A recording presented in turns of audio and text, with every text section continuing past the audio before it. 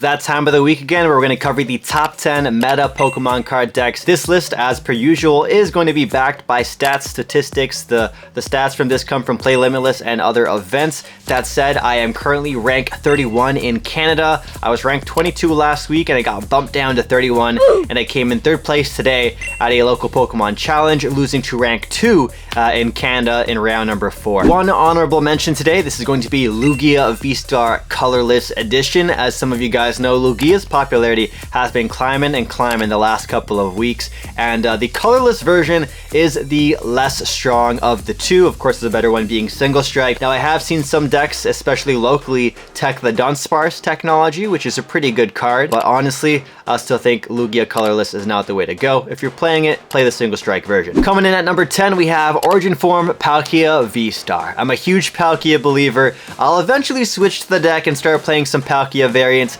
most likely with Blastoise EX. I'm going to try and find a way to make that work. But personally, I've been just on a hot streak with Miraidon, so for me to switch over to a different deck, I have to really believe in it, because why would I switch off something that's doing so well for me? Palkia V-Star is another free win for us Miraidon players. You love seeing Palkia in the meta. Palkia is still really good if you can avoid the Miraidons out there, honestly. Now, I do think Origin Form Palkia V-Star can be higher on this list, but right now it's just not really seeing that much popularity in play. Therefore, the chances of it also getting high rankings at regional events or special events is lower. Next up, we have a deck at number 9, and this is from a local player in my area, Lucas, and he got 7th at the Pittsburgh Pokemon TCG Regionals with Shenpao. Yeah, Shenpao is a still very good deck. It's basically the blue version of Miraidon, but instead Shenpao doesn't rely on a Miraidon EX like Pokemon for tandem unit for the VIP passes. Instead, they play their own actual VIP pass along with Nest Ball, but then you also have some extra draw power with the Barrel and Radiant Greninja. That is something that Miraidon decks do lack. They lack draw engine, so to speak. Shenpao EX, this list looks fantastic. Lucas nailed it. Again, I got 7th at Pittsburgh Regionals. If I were to play any version of Shenpao, this would be the list to use. Number 9 is the current World Championship deck, Mew VMAX Fusion Strike. It's a really fun deck to play. Who doesn't like drawing cards? Who doesn't like saying Cross Fusion Strike Techno Blast every single turn? This is a list that, honestly, I think this deck is probably in the top 3 or 4. It got first place in the special event in Barcelona. And here it is, the list as well. We've got Inteleon VMAX or Rapid Strike Toolbox. Yep, that's right. Those Pokemon cards from Battle Styles way back when, they are more powerful than ever in the current meta game. If you're a high skilled player or a player who wants to have some really creative strategies and different ways to knock out Pokemon, different combos, Rapid Strike Urshifu is a fantastic deck to pick up. It's also very cheap as well. It really is in a good spot right now, because one of its biggest kind of drawbacks was Urshifu's being weak to Mew VMAX, but with the Mew VMAXs not being as popular these days as you think they would be, so the Rapid Strike deck gets to take off and kind of run with it. They get to feast on some Lost Box decks, they get to feast on Miraidon decks, and Miraidon players like myself, it's painful, man, it's painful. I don't know if you guys do this, but if you play a particular deck, you go around your locals, maybe you finish your round a little earlier, you're scoping out the opponents' decks, and you're looking for what is your worst possible matchup, or what are they playing, you know? So for myself, I like to scout out the opponents after winning a quick round 1, look for the Rapid Strike players out there, so that I know if I end up playing them later on, I want to go second, because if you go second, your chances are much higher winning against Rapid Strike than going first. Getting that turn 2 donk is a beautiful thing. Rapid Strike Urshifu has a really solid matchup spread. Just ignore Mew. Mew's not a real deck. Just play your one-off copy of Spiritombs like a lot of players are doing, and hopefully that's enough to get you by. This is not a deck you can just pick up and go bop bop bop. This is a deck that will reward you for your hours and hours and hours of practice. Why is this deck number 7? This deck should be number 1, okay? This is the best deck in the format, of course. We're talking about Miraidon EX. Miraidon, like last week, was 3rd, so it's fallen a couple of places, but I get it, you know. People are off the Miraidon hype, and that's fine, because when I look around the local scene in my area, there's like 4 Miraidon players in total. I'm one of them. So we get to feast on the Lugia players. We don't mind being underrated, okay? We're fine being underrated. Actually, put us at number 10 next time. Don't put us at number 6. Here is Jesse Parker's list. I came in 2nd place at the Pittsburgh Regionals. Now, I have not been playing this kind of version of the deck. I've been playing my own type of version. So if you guys want to see my list, check out my Instagram. It's at SneakerTalkTCG. And I'm a huge Miraidon fan. Out of my 180 championship points this season, I got 172 of them with Miraidon, the other 8 being with Gengar VMAX. But yeah, Miraidon's an amazing deck. Really straightforward, easy to learn. I think the popularity of this deck is only going to increase as 151 becomes legal, because we get Zapdos and we get Mew EX. And Zapdos and Mew EX really help the deck out a ton. Coming in at number 5 is a deck that us Miraidon players love to feast on, but we have to respect just a teensy weensy bit, and that is Lugia V-Star Single Strike.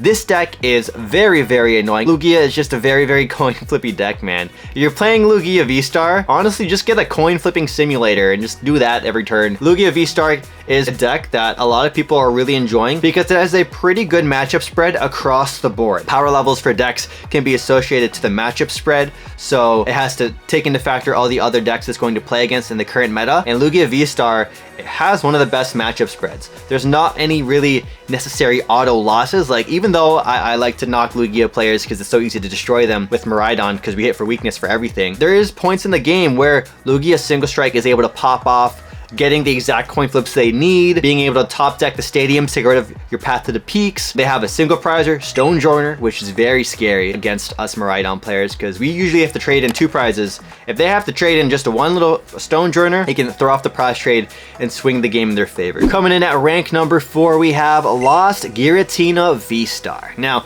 I say lost because it's not actually lost. Well, honestly, the Giratinas have been playing, I think they've been pretty lost. I've seen a lot of Tina's Brick. I've seen a lot of Tina's Misplay. One of the most straightforward ways to play Lost Box, because you have a straightforward game plan.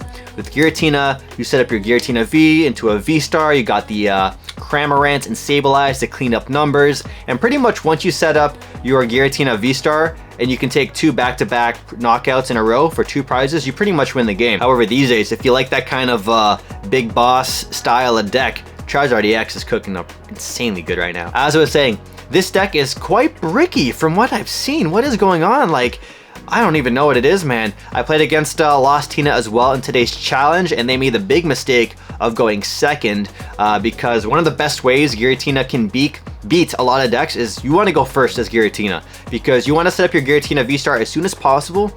But if you can, most Tina decks play 2 to 3 Path to the Peaks. Path to the Peak is the best stadium in the game. If you can go turn 1, drop Path, and your opponent just has to sit there dumbfounded like, wow, I can't even play the game, you know? Miraidon can't tandem unit, Genesect can't do Genesecting, Lumineon can't go fishing. Like, it's a whole conundrum seeing Path to the Peak. So being able to go first with Tina is an absolute must. The list right here is the highest placing list for Giratina V-Star at the most recent special event. It was actually pretty funny. Top 8 for this weekend's regional was like 5 Charizard EXs, and then there was like 1 Lost Tina. On to list number 3, Toi. This is the deck that is currently taking over.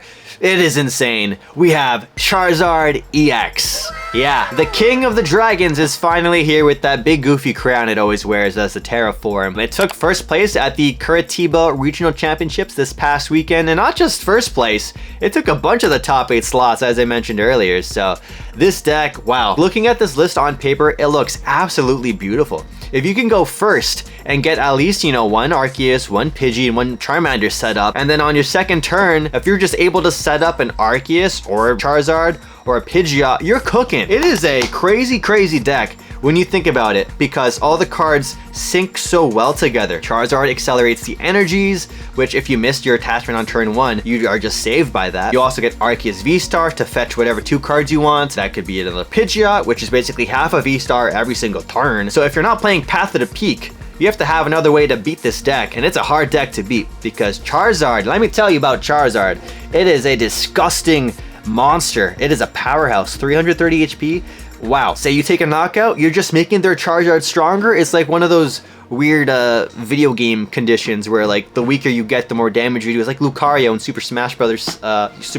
William Azvedo congratulations on the first place at the Curitiba Regionals. You and someone else, one of your friends, I believe, played the exact same 60 to get third. So this list right here is the best Charizard list you can play. Don't bother with the Lost Zone variants, just play this list. This is the proven best way to play Charizard. Number 2, I personally think is the best deck in the format if we're going about going by my own power rankings and my personal preferences of playing for so much. So number 2 is Lost Box Kyogre. Andrew Estrada, homie, also from the Greater Toronto area. Congratulations on winning Pittsburgh. I know we talked recently at that the League Cup where we also had Tord Ratcliffe come. Yeah, we had Tord Ratcliffe at our local cup. This deck is not only the most powerful version of Lost Box that you can play, it's also the hardest version of Lost Box you can play. If you look like a Jimmy Neutron, this is a deck I recommend you try. But if you don't want to handle the pressure of all those flower selectings, all those choruses, playing down on prizes the entire match, if you can't handle the heat,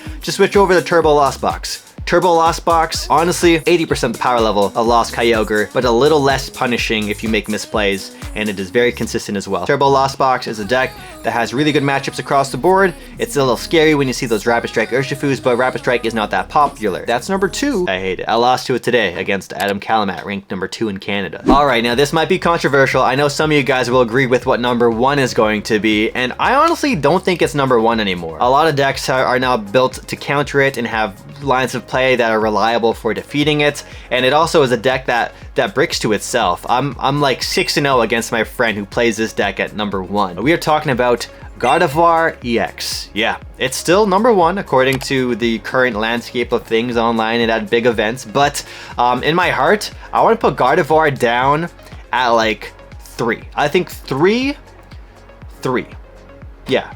2 or 3. I would still put Lost Kyogre at number 1. Gardevoir EX is an amazing deck when it comes to matchup spread, when it comes to knockup power. They have all these different attackers that are really good at specific things. Gardevoir EX is very strong. Its only huge weakness, I want to say, is bricking itself, which, you know, a lot of decks brick, except for Miraidon. Miraidon doesn't brick. And getting hit by Path to the Peak, and Path to the Peak plus some disruption, whether it's Judge or Iono. That is your top 10 meta decks of the week. I hope you guys enjoyed the video. Hit that like button down below. Click here to see the top 10 anti-meta decks.